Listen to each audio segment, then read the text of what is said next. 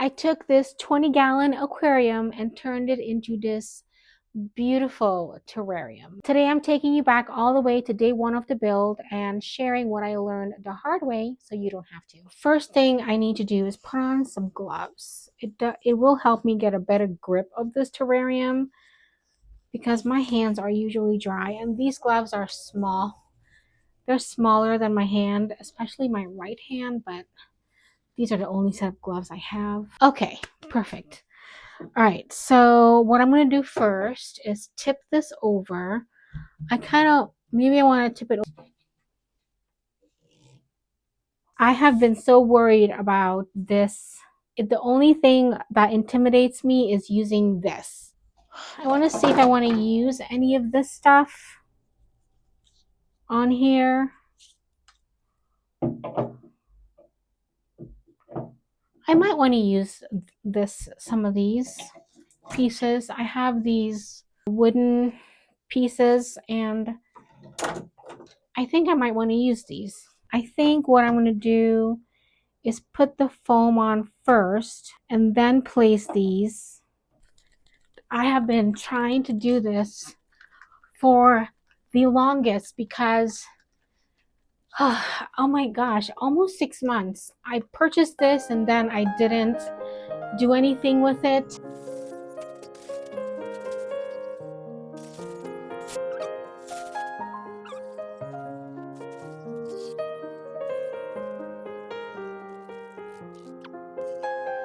I think I'm okay with this. All right, I need to work quickly, so all right, I think this looks good over here.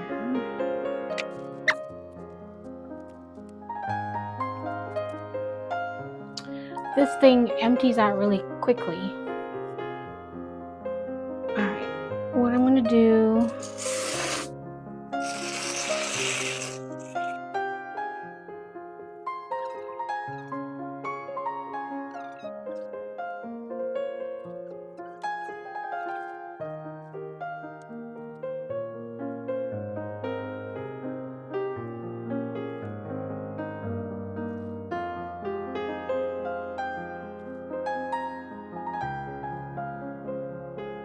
Okay, I put the dirt in and now I am gonna finish this bottle. I'm gonna shake it for another minute and then I'm gonna dapple in some moss. This looks good. Let's see how it turns out tomorrow because it needs tomorrow to dry. And let's see. I hope I did everything right.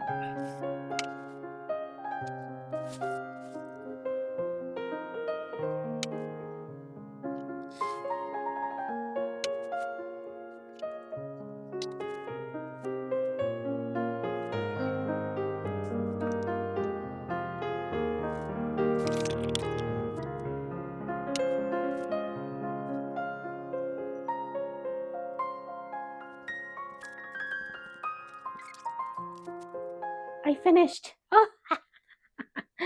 Oh my gosh, I'm so glad. I'm gonna let that dry and then we'll come back to it. For you, it's gonna take a second. For me, it's probably gonna take a day or two. It's expanding quite a bit already, and we'll see what it looks like when we come back. Okay, so it is not day 2 of the terrarium build. It is actually day 3. And day 2, I had a problem. And I couldn't record yesterday because I had a problem. Let me pull the terrarium and show you what the problem was.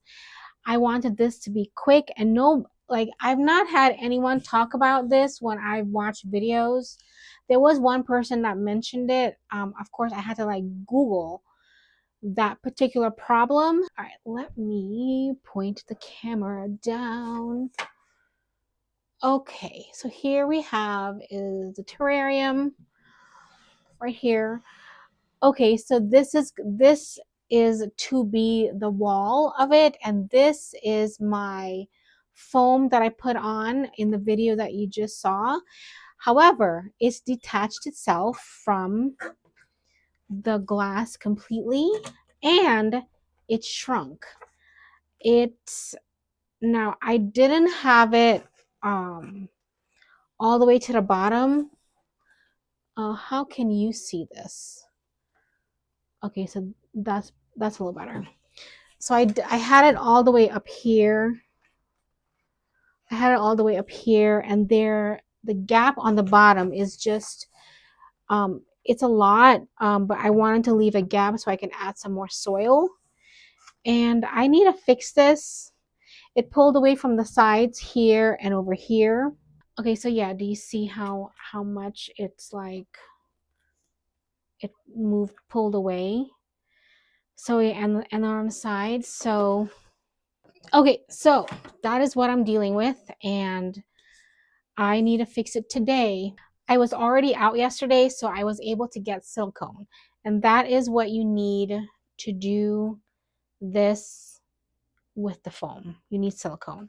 The silicone has to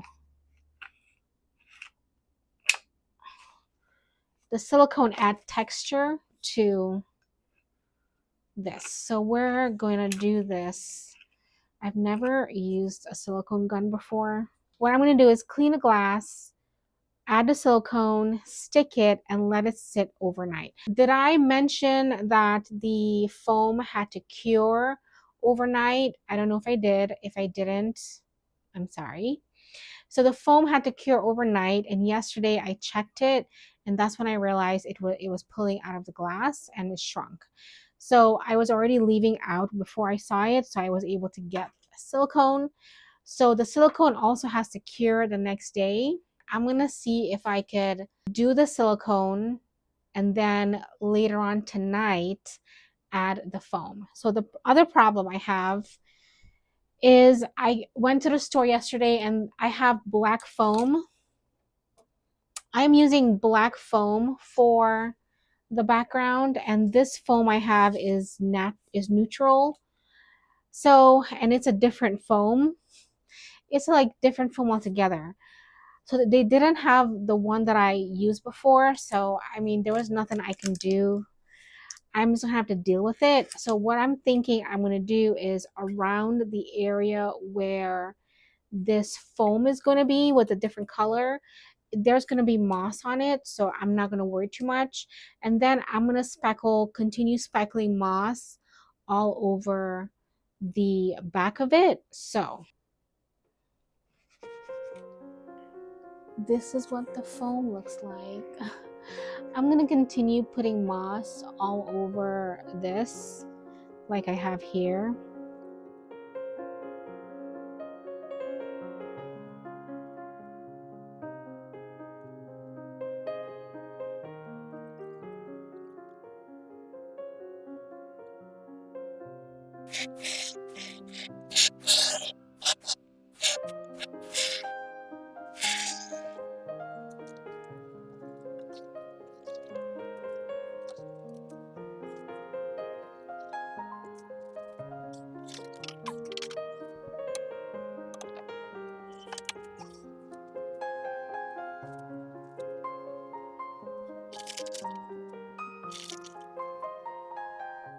I love it. It needs to dry, of course, and it's going to continue expanding.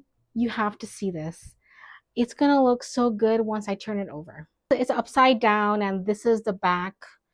So this is kind of what it looks like right now. Oh my gosh, it's so pretty. I love it. I think now I have to wait until it dries to see if I need to do anything else. So I'll see you 24 hours from now. And hopefully we won't have another issue. This is what we have. Of course, this is the back. I have to flip it over. So um, the foam did expand over here, so I'm going to need to cut away this so I can cover the terrarium. And yeah, it looks like it did a great job of staying versus using the other foam. This is what the sides look like. The foam, you can see the neutral colored foam. And this is what the other side looked like. Definitely did a great job of not um, deflating. how it kind of deflated a little bit in the last one and pulled away from the edges, but it looks really good. All right, let's see if I can flip this over. That looks really good.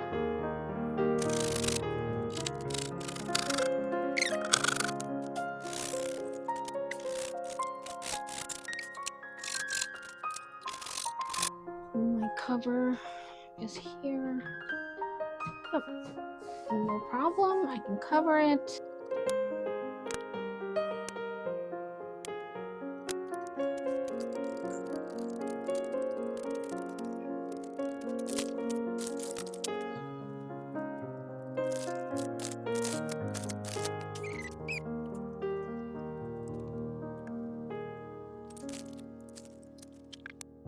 I love it here.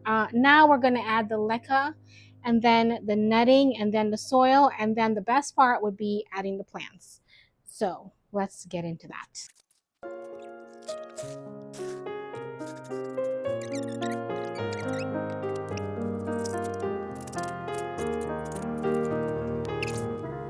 I am using some terrarium soil. I bought this online. I wanted something pre-mixed already because I don't have time to mix something else.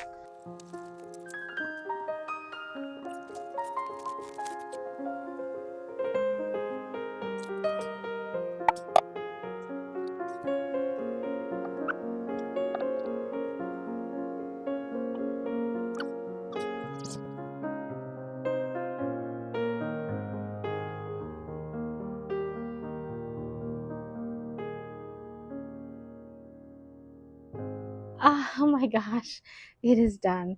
I love it so much. The stairs and the hobbit door had to go in the corner. I wanted to put it in the middle, but it just didn't work. But I think the corner works better. All right, I'm gonna go bring some plants and we're gonna get it in here. These are the plants I chose.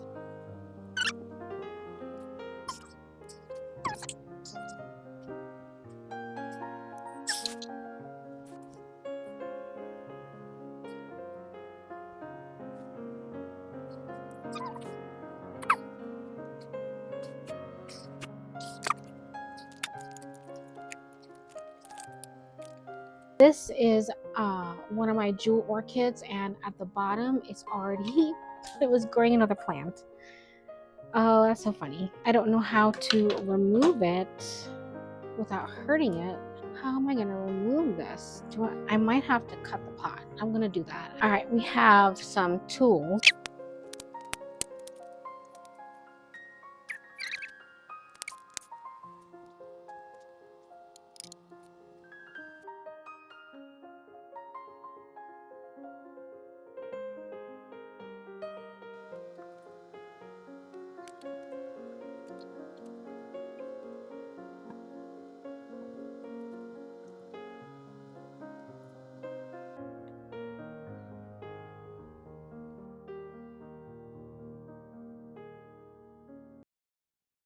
I love having this terrarium. I have definitely learned a lot since I've had it. I put the build together a few months ago, and since then, I've learned some things along the way. You'll hear this on other videos to do your research and do your research, but really, you cannot get every scenario of everything that's going to go wrong when you build something like this. Do your research, yes, and try your best to get every information possible. Also, learn from the experience. Some of the things I've learned I did not find in my research. I think I would have found it in my research if I looked up that particular problem. So you never know if you're going to have that problem until you get the problem. Sometimes you have to go through it in order to figure out how to troubleshoot some things. So the first thing that I learned is not to use wood in a terrarium like this. I did use wood in the areas where I stuck the wood pieces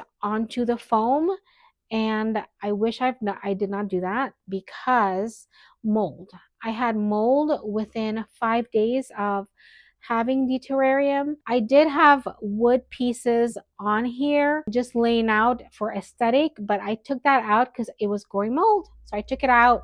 It has not come back into the terrarium. I will not have it. If you're going to have wood in there, know that you're going to have to remove it from time to time to clean it off the mold. I would recommend not even having wood in there at all. I did get some isopods and springtails to help with the mold problem about 3 weeks into having my terrarium. So springtails are there to help with the mold, but I still have a little mold issue here and there. What I've done to combat that is I actually will give it more airflow in there. I have a little cover here that has helped me with gauging the airflow when I need to. I do want to install a fan in here. I haven't done that yet. I do have two fans that I could do. One is a little bit too big and the other one is smaller. So in order for me to install that fan, I need to get the right electronic to put a USB plugged in there. So it's all of this stuff is going to take me some time because I'm doing everything on a budget. I will be putting that fan right on top of here and letting it give it some airflow and leaving this out. Sometimes I do close it, like last night I closed it, and then when I need to, I kind of open it up a little bit. So this little cover I have has helped me quite a bit. Before I had a plastic over this. It kind of flips for even more airflow if I wanted to. This terrarium cover has all holes. It's fully open. I had a plastic covering over it where I used my blow dryer to kind of seal it, but it was just too much humidity. My plants kind of loved it, but the mold was growing. So this has helped me a lot, this cover. Okay, so one thing, if you get isopods in here, is that don't let the food sit in there too long because it can get mold. And once the mold comes, the isopods will not go near it. They don't like mold, they avoid it, and you'll have to remove that immediately. So I did have bump into that problem ever so often. You'll find this in your research if you're looking to get isopods in here. Different vegetables and fruit will work. They might like it, they might not. It all depends. As you saw, I had spray foam problems, and the black foam that I used that black foam because it was for pond and it was safe for animals. So that's why I used that, but it didn't work for me. And if I had put silicone on the back first, it probably would have worked. Other foam worked really well. I mean, surprisingly well. So the next thing, monitor moisture. I don't need to put a humidity gauge in here. I know the humidity is high in here. I mean, even if I have this lid all the way back here, I know the humidity is still going to be high, but the way I monitor my moisture is if it's all fogged up, that's when there's too much moisture in here. So that's when I will give it some space to breathe. I don't want it to be too moist in here because of mold. So the next thing, I'm so thankful I bought this. I bought this little stand with, so I have my distilled water in here, which is so helpful. I have two. I forgot I had 2 gallons in here. I'm not lying. There's 2 gallons in here. Okay, so I got this, was very helpful. And then I have a little container here where I have these little tools. I mean, you don't have to do anything like this, but this is what helps me because I need convenience sometimes. So when I see like a lot of things going on in here in the terrarium, I use this to move. I even have a tweezer to remove the moldy food. And yeah, there's lots of things in here that I use, but that's what I recommend. I got this as my Christmas present last year, and then I knew I wanted to have that because of storage. One morning, you're going to pass by terrarium and you're going to see moldy food, and you're going to need to remove it right away, or else you're going to forget, and then it's going to be like the next day. I would recommend having tools nearby. So the next thing is to let the terrarium settle. The first week of having the terrarium is going to be very exciting because I couldn't stop staring at it. I was staring at it every minute I can. While I was doing the dishes, I was like staring. It's exciting, but after day 5, it started getting less exciting because I started seeing mold. So I would say even when you see mold, just let it settle and give it some airflow. Get used to having a terrarium. The minute I see high moisture in here, I just move the lid and then I go along my business. I have a lot of regrets with the placement of things in here. So this Photonia, I kind of don't like it there anymore. I kind of want it like maybe tucked away back here. I also had my hobbit door in here with on top of a kind of a rock. I ended up removing that rock because it was just too large and taking up too much room. I wanted to just grow more plants, so I took that out. And now I have the hobbit door in the corner. I'm actually thinking of removing it altogether and repurposing it for something else in my plant room. I want plants in here. I want it to look cute and be cute and be a little hobbit place, you know, but what I really want is more plants. I'm sure I'm going to learn a few more things in the next few months about this that I didn't know today. I don't want to upgrade on anything bigger yet until I've learned all I can on this one. So maybe a year and a half from now, I'll get something bigger. I want something bigger. This is so fun to have, but until I've figured this whole thing out, I'm not investing in anything bigger. This is just a 20-gallon aquarium that I turned into a terrarium, but if you have any questions, let me know. I will take the time to answer it for you, or I might even do a YouTube video to answer your question. This is so fun to have. I love it. I would recommend everyone getting one of these because you get to enjoy some terrarium plants in here. If you're looking for some ways to support the channel, I do have a Patreon and some other things that's in the description below. Thanks so much for hanging out and watching. Enjoy the rest of your day, and always remember you are loved.